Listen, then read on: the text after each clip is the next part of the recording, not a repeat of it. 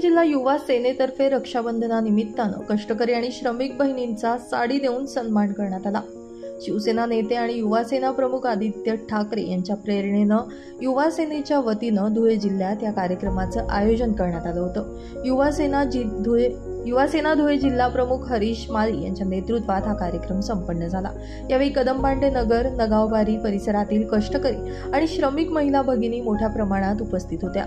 युवा सेनेच्या पदाधिकाऱ्यांनी रक्षाबंधन कष्टकरी आणि श्रमिक महिलांसोबत साजरा केल्यानं सर्वत्र या भगिनींच्या वतीनं त्यांचं कौतुक केलं जातंय।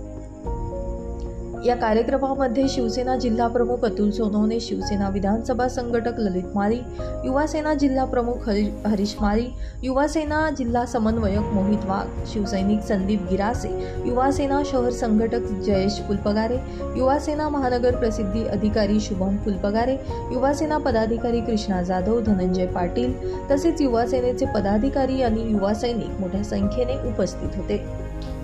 सुनील निकम, माझा महाराष्ट्र न्यूज, धुळे।